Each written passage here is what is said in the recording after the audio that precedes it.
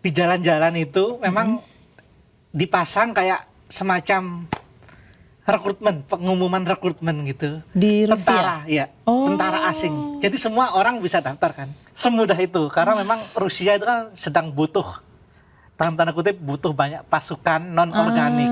Kepada seluruh orang yang tertarik dan dijanjikan dengan finance, gaji, dan tawaran warga negara. Operasinya di perbatasan Ukraina dan Rusia. Rata-rata yang rekrutmen asing itu ditaruh di front depan itu, Pak. Jadi risiko kamu mati itu sangat besar. Jadi kenapa nih Mas Erik? Apakah ini memang murni keputusan individu bisa semudah itu gitu kan masuk ke sebuah pasukan asing gitu kan atau memang ada pola-pola rekrutmen yang terstruktur yang memang menarget aparat-aparat lokal kita gitu. Ya. Kemungkinan bisa Terima kasih. seperti itu. Kalau soal fenomena itu kan sebenarnya ini umum, nggak cuma terjadi di Indonesia ya. Iya. Kebetulan juga saya pernah ke Saint Petersburg, Rusia.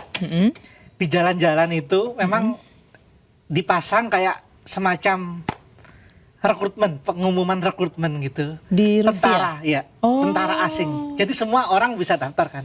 Kalau di Indonesia itu kayak mungkin semacam lowongan kerja. Oh, jadi gitu. memang semudah itu? Semudah itu, karena memang Rusia itu kan sedang butuh, dalam tanda kutip, butuh banyak pasukan non-organik.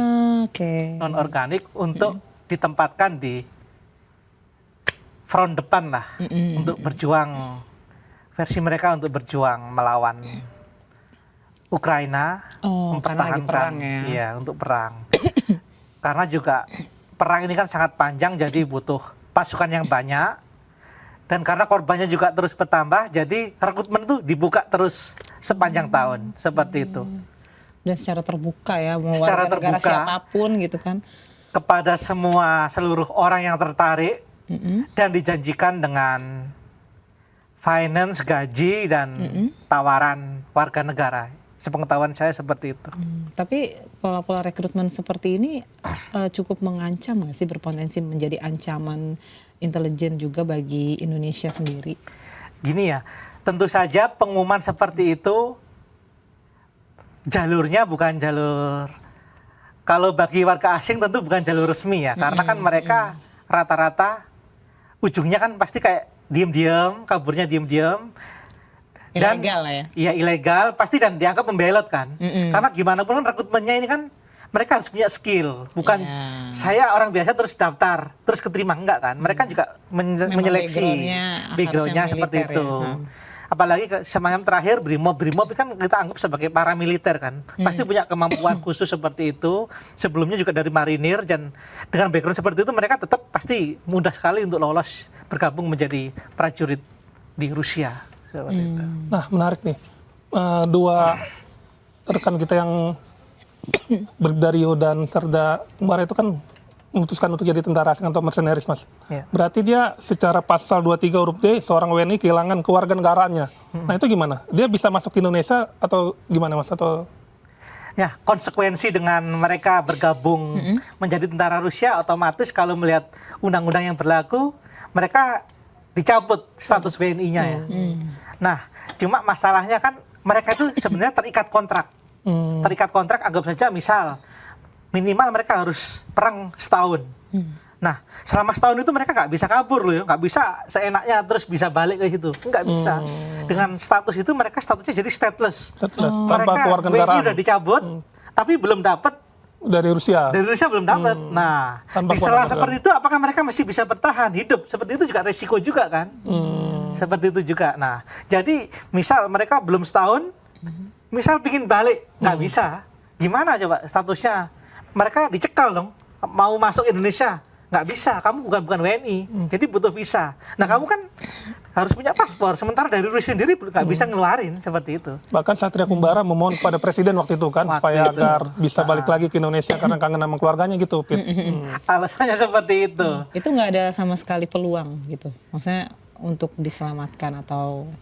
Kalau dari sisi pemerintah Indonesia sendiri nggak ada keharusan untuk, karena dia dengan sadar sendiri memilih menjadi tentara Rusia. Nah, satu lagi ya, dan di dalam TNI dan Polri sendiri ketika Anda meninggalkan tugas ada konsekuensi status disersi loh. Anda pasti bakalan dipenjara. Sepengetahuan saya si Satria dan Rio ini belum menjalankan hukuman seperti itu juga konsekuensi. Baru di PTDH aja. Mereka baru seperti itu dan keburu kabur. Sepengetahuan saya Satria itu kan kena penjara setahun kali ya. Kena penjara setahun tuh di sidang militer, disersi. Dia belum sempat menjalankan itu, tahu-tahu Marinir sendiri tahu-tahu dia udah di Rusia gitu, seperti itu. Nah, kalau kayak gitu Bang, kenapa itu kan berarti tadi kan Abang bilang ini biasanya prosesnya ilegal, diam-diam gitu. Nah, kenapa jalur-jalur keberangkatan dan komunikasi mereka tuh nggak terdeteksi sejak awal gitu? Artinya mereka bisa lolos gitu. Ya, kan gini, itu normal sebenarnya kan. Misal kayak Bribda Rio, sesuai dengan penjelasan Kapolda dan Kabid Humas, dia pakai jalur penerbangan dari Jakarta ke Cina. Bagi imigrasi sendiri loh, ini kan penumpang umum, anggap aja penumpang umum ke luar negeri, pingin berwisata, mereka tentu gak ada hak dong untuk mencegah ke luar negeri seperti itu. Kecuali kalau ada. Nah, setelah ke luar negeri baru ketahuan bahwa Brimob mencari gak ada kan, mungkin mereka baru dapat info, dia ke luar negeri, ke Cina. Nah, jalurnya dari Cina udah gak kedeteksi, berarti kan tujuannya langsung ke Rusia. Dari situlah itu pun ketahuan karena keduanya ini kan membuat video sendiri, pengumuman ke publik Indonesia. Kalau keduanya nggak membuat pengumuman video juga nggak tahu, Dang. Emang nggak dicariin gitu? Iya dicariin, tapi kan nggak tahu bahwa itu ke Rusia, itunya kan gitu kan. Mas tahu? Nggak bisa ditelusuri. Tahu. Dia disersi tapi kan nggak tahu identitasnya kemana gitu. Baru tahu setelah mereka declare saya jadi tentara Rusia seperti itu. Nah, misal ada lagi tentara yang nggak membuat video, kita nggak tahu. Yang ketahuan baru 2 ini kan dari Brimob sama Marinir. Banyak. Sebenarnya kan banyak, bener Mbak. Tapi jangan banyak, karena nggak bikin video jadi nggak ketahuan kan. Berarti harus nunggu bikin video. Nah, yang tahu kayak gini kan karena lewat jalur nggak resmi. Jadi nggak ketahuan dong. Saya pernah juga nanya waktu itu ke atase pertahanan Rusia, kebetulan bertanya kan. Dia bilang, kita sendiri nggak tahu kalau nggak pakai jalur resmi. Karena mereka itu kan nggak pakai jalur resmi, jadi tahu-tahu udah perang di Donbas, yang itu udah wilayahnya Ukraina yang sekarang didudukin Rusia. Kita nggak tahu dan kita juga nggak bisa ngapa-ngapain. Itu udah hak mereka dan pilihan mereka.